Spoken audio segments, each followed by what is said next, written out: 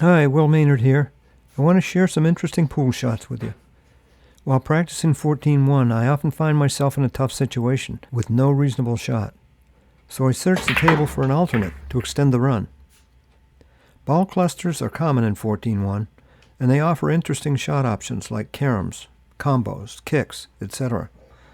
Surveying these clusters may produce a hidden shot that could keep your run alive.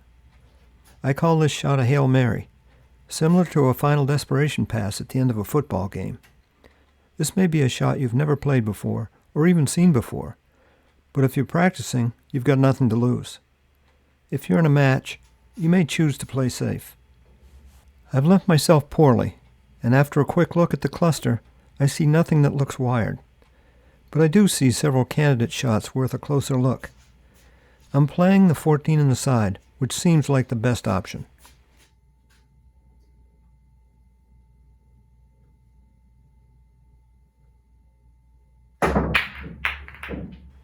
Here's a collection of shots, which were all made on the first attempt. Playing the one in the corner off a double carom.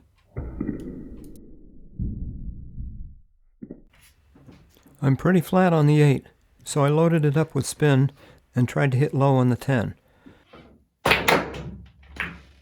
Coming into the rack off the rail with this angle can end badly. I think a better plan would have been to aim for here. Now I'm in a pickle.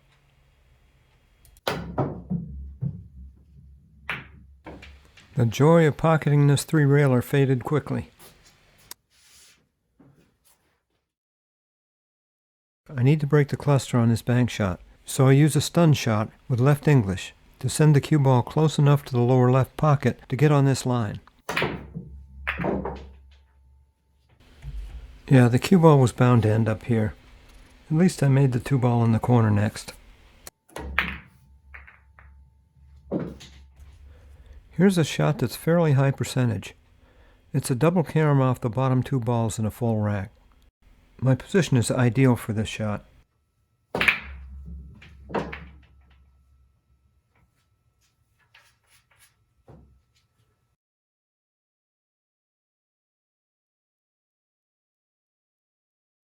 Here's an extreme variation of the last shot, which has to be really low percentage. I'd never tried it before. The 4-ball is way too low in the rack. I aim to hit the 5 just slightly below center, planning for the carom off the 5, then the 13. Wow. Get over there. Slowing this down, it appears that the 4 never hit the 13, but just rebounded off the 5.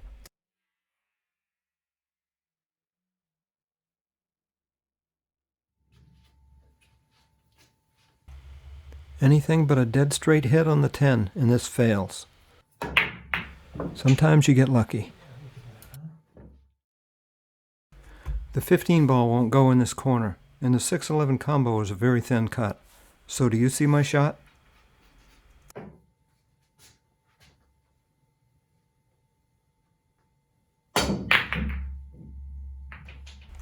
It's a double carom to the 15 in the side pocket. When I first looked at this shot, it looked like the 15 was going to miss the side pocket high. Right English put it on line. You can see the 15 acquiring left spin off the cue ball.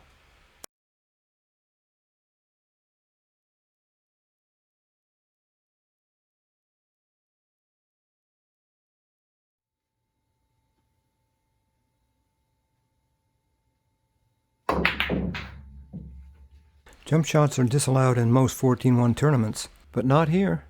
Here's a jump with an improved margin of error. If a line connecting inner edges of 2 balls points to the edge of the target pocket like this, then I aim to split these balls in order to make the 13. It's an easy aim point. I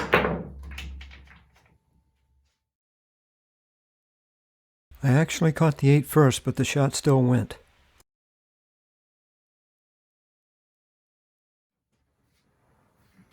This shot is straight in, so I need to hit the rail first for shape on the 14 and a chance at a break shot.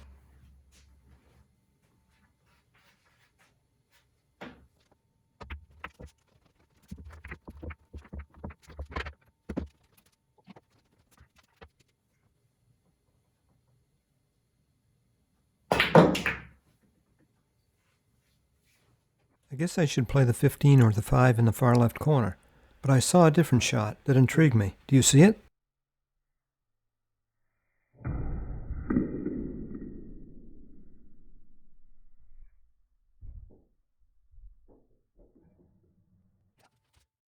I aim to split the 1 and the 9 with the 12, sending the 10 to split the 4 and the 13, which directs the 13 to the corner.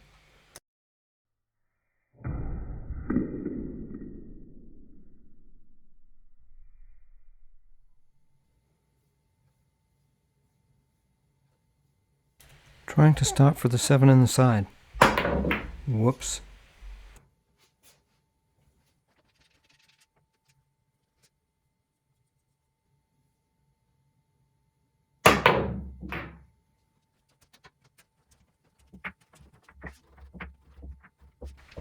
Now what can I try?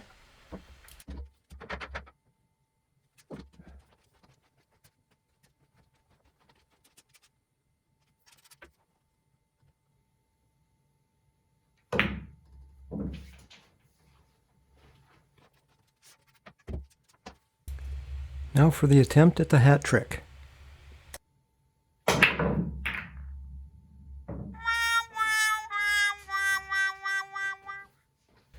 Cue ball speed is critical when you're traveling across the next shot's aim line. Oh.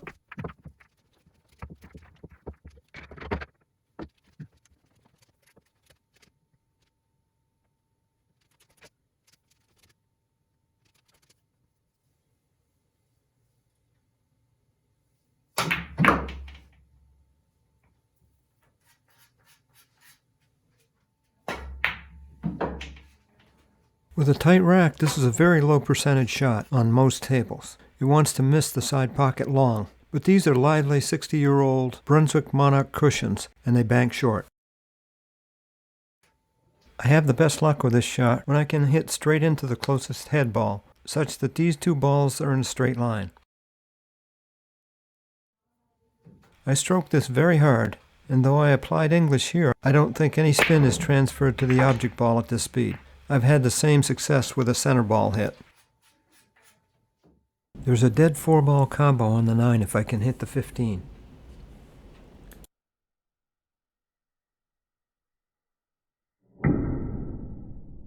A tad too much airtime, but I got away with it.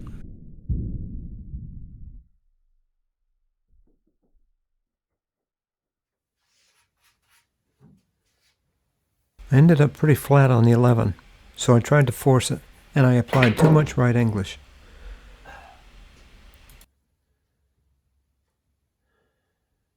Playing the 10 in the low left corner.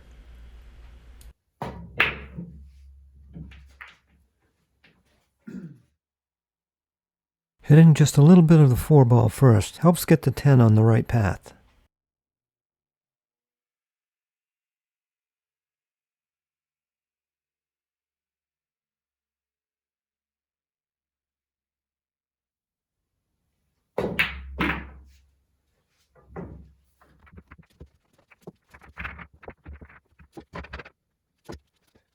This shot depends on too many variables to try it in a match. Cushions, cloth and ball condition, and cleanliness, humidity, contact point, cue ball spin. If you know the table, it's a big plus. 15 in the corner. Off the cue ball. A major Hail Mary where the cue ball and the 15 need to meet up near the pocket and get lucky. A miss here leaves me hanging my head for trying this dumb shot.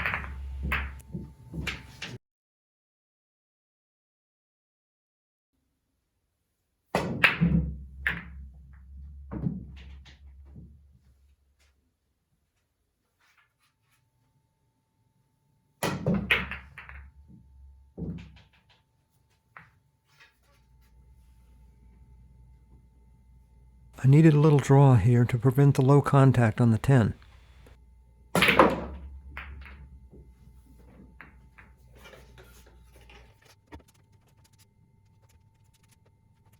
Playing the carom onto the 11 into the corner. I barely made the 11. The cue ball with left spin had to just miss the 11 to have a chance, A very tight target.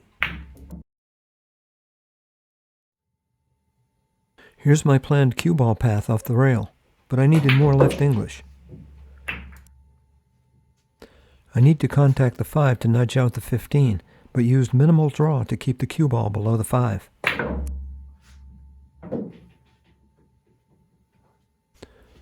Well, I've never played a shot like this before. Kick to a carom, 9 in the corner.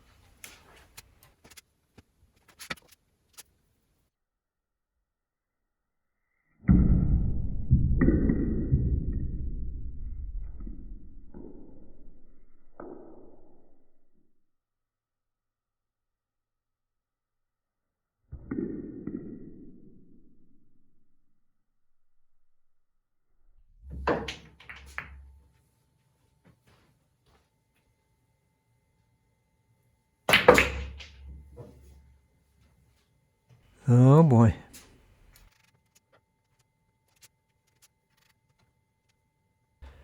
Barely enough room for the cue ball between these two. Thread the needle to a kick combo bank.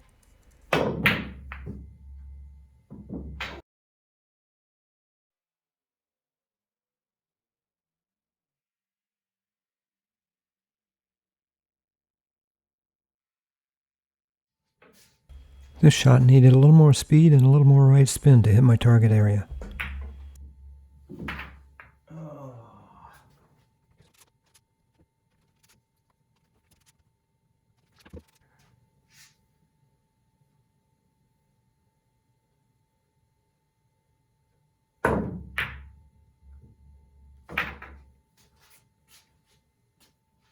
I have trouble applying the right amount of English on this shot to hit the head ball.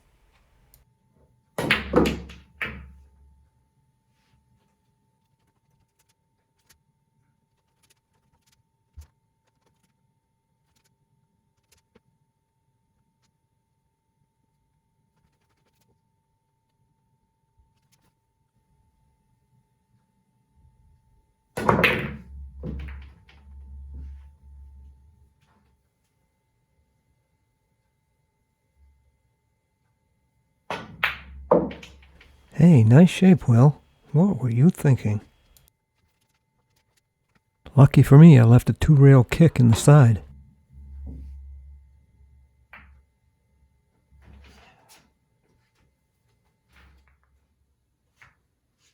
Let's see if there's anything to shoot at in here. Well, I could shoot the 1 in the right side or the 15 in the left side, both jacked up. I'm looking at the 12 and wondering if there's anything I can learn here. I can't see it directly. I need to spin it in after a carom off the 8. The 9 must clear before the 12 gets there.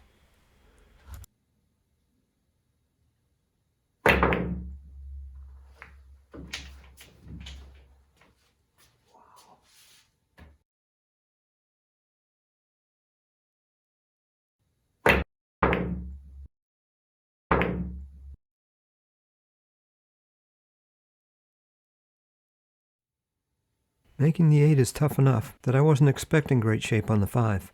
I just wanted to get close to the 5 for a look.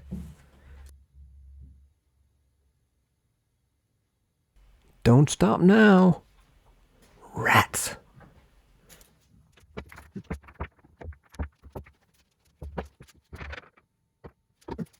Hey, Will, don't forget you got ball in hand in the kitchen.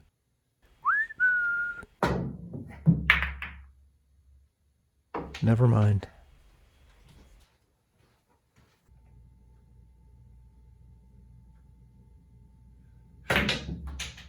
Nice stroke.